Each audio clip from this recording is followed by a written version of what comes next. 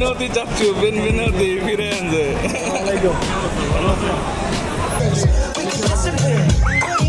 As long as I got you there.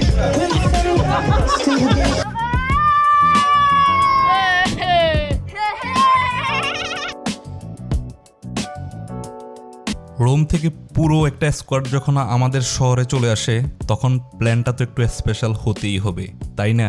খোলা মাঠে বারবিকিউর আগুন আর গরম বিরিয়ানির ধোঁয়া, ইতালির বুকে একদম খাঁটি দেশি ভাইব। ভাতিজাদের দৌড়াদৌড়ি আর আমাদের আড্ডায় দুপুরটা দারুণ কাটলো। কিন্তু পিকনিক তো জাস্ট ট্রেলার ছিল, আসল চমক তো শুরু হলো যখন আমি নিজেই বনে গেলাম আজকের অফিসিয়াল ট্যুর গাইড। কারণ আমার শহরে এসে এখানকার ইতিহাস না ছুঁয়ে কি ফেরানো যায়? ওদের নিয়ে শহরের ভিতর ঢুকলাম। গন্তব্য ফ্লোরেন্সের আইকনিক ডৌমো। প্রথমবার এত বিশাল এবং নিখুঁত আর্কিটেকচার দেখে সবার চোখ রীতিমতো কপালে। শত শত বছর আগের এই মার্বেলের কাজ দেখে যে কেউ থমকে দাঁড়াতে বাধ্য।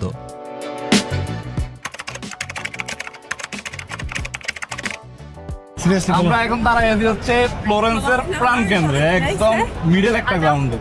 আর ফ্লোরেন্স হচ্ছে বার্থ প্লেস অফ রেনেসাঁ, মানে এটা রেনেসাঁর আতুরঘর।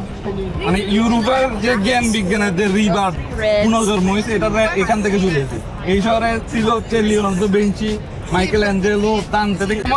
মানে ইউরোপের বিভিন্ন জায়গায় জন্মগ্রহণ করলেও দিন শেষে ফ্লোরেন্সে চলে আসতো সবাই, কারণ এখানে সবাই তখনকার মানে বিলিয়নিয়াররা এই জায়গায় থাকে। এটা হচ্ছে বিখ্যাত ডোম। এটা হচ্ছে 1296 সালের দিকে মানে এটা তৈরি কাজ শুরু হয়েছিল। এটা তৈরি একটা 150 বছর, এটা তৈরিরও 100 বছর পর পর্যন্ত এটা এই ডোমটা মানে এই অংশটা এটা সারা এটার বলা হচ্ছে দ্য গেট অফ প্যারাডাইস, মানে স্বর্গের দরজা। তখন এই দরজাটা ছিল বানাইছে, তখন এটার নাম দ্য গেট অফ প্যারাডাইস ছিল। এটা মাইকেল অ্যাঞ্জেলো এটা দেখা প্রথম রিঅ্যাকশন হয়েছে, wow it's look like a gate of paradise. যখন এই কথাটা বলছে তখন এরপর থেকে এটা প্রচলন হয়ে গেছে স্বর্গের দরজা। এটা কিন্তু এটা কিন্তু অরিজিনাল কোনো কিছু না। অরিজিনালটার ভিতরে এটা হচ্ছে রেপ্লিকা, এটা 1990 সালে তৈরি করছে। এটা কিন্তু অরিজিনাল না। অরিজিনালটার ভিতরে দেখতে টাকা দিতে হইব, আর বানাইতে হচ্ছে শিল্পী। এই দেখেন, এটা হচ্ছে লরেন্সো গিবাদ। এই যে মাথাটা, এই মাথাটা। হাঁটতে হাঁটতে চলে এলাম পিয়াচ্ছা দেল্লা রিপাবলিকাতে। চারপাশের লাইভ মিউজিক আর দারুণ পরিবেশ।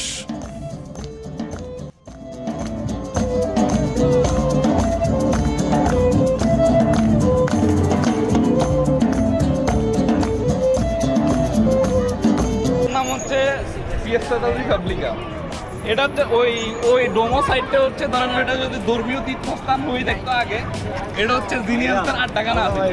এই চতুর্দিকে এই ক্যাফেগুলা এটা তখনও ছিল, এই ক্যাফে কালচারটা তখনও ছিল। এখানে ধরেন বড় বড় কবি, সাহিত্যিক, তারপরে বিভিন্ন আর্টিস্টরা এখানে আসে ক্যাফের মধ্যে আড্ডা দিত। আর এই জায়গাটার মধ্যে ওই যে লম্বাইয়া দেখতেছেন না, এটার আশেপাশে বাজার হইতো। এটা হচ্ছে সিনোরিয়া ডৌমো। আমরা আছি এক্স্যাক্টলি এই জায়গায়, ঠিক আছে? এই যে ডোমো, সরি এটা হচ্ছে আরেকটা ওই এখানে আছে, এটা কি সান্তা মারিয়া নোবেল্লা।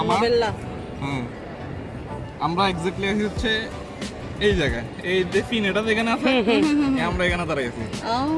দেখেন যে জায়গায় মানে যে জায়গাগুলো হচ্ছে একটু দেখার মতো, মানে ভিজিট করার, এগুলো দেখেন মানুষ গোল্ডেন কালার দেওয়া হাত দিয়ে সব গোল্ডেন কালার বানায় ফেলছে। এই কালারেরই ছিল, এই সবাই এরকম টাচ করতে করতে দেখেন, খেয়াল করেন। আর সবগুলো কিন্তু কালো টাইপের, এগুলো কিন্তু মানুষ।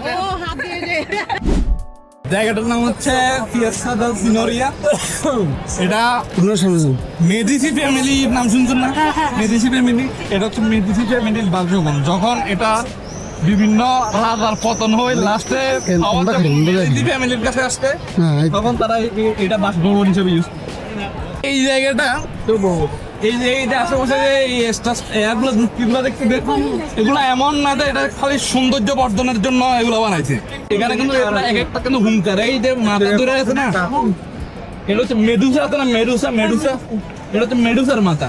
মেডুসা দেখেন মাথা সেট করে হাতে ধরে রাখছে। এটা ধরে না, এক না তো এটা দ্বারা এটা একটা সিগন্যাল দিতেছিল যে আমাদের সাথে যদি বিদ্রোহ করতেছে কেউ করে তাহলে তাদের অবস্থা ঠিক এরকমই হবে।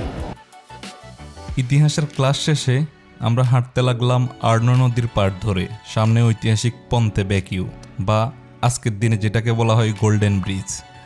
দ্বিতীয় বিশ্বযুদ্ধের সময়ও পুরো ফ্লোরেন্সের যে একমাত্র ব্রিজটা টিকে ছিল সেটি হচ্ছে এই পন্তে ভ্যাকিউ। এর নাম তো পন্তে ভ্যাকিউ।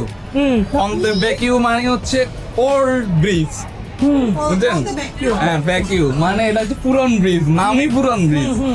তো এটা হচ্ছে 1345 সালে এটা বানাইছে, যেমনে সেমনে কাঠ আর পাথর দিয়ে বানাইছিল প্রথমে। দেন একটা ঝড় আইছে, একটা বন্যা আইছে, সব বাইকে করে দিয়ে গেছে।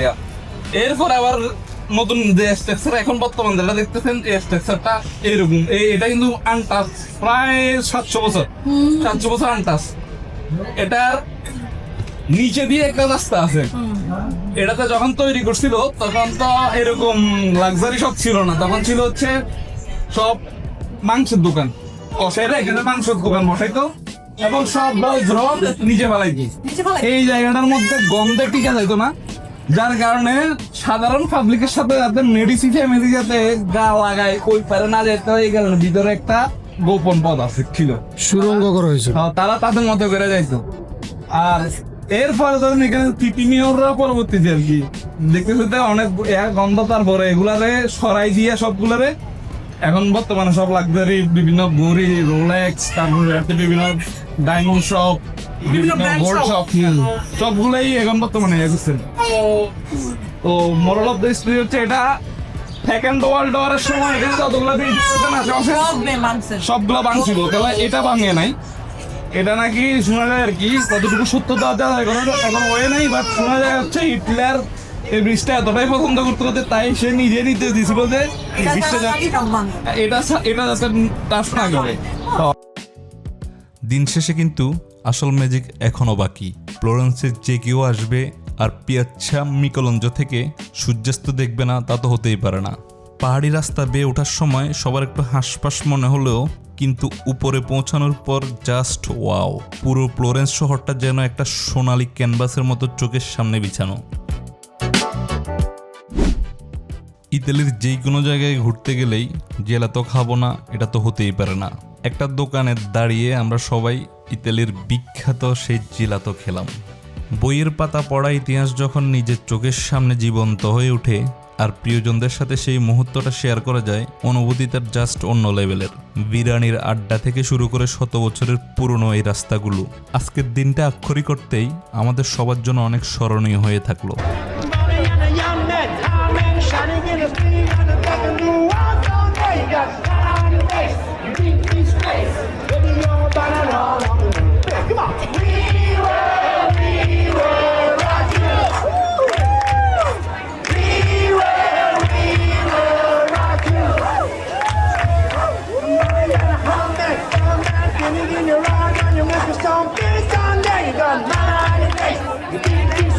Somebody better get back to you.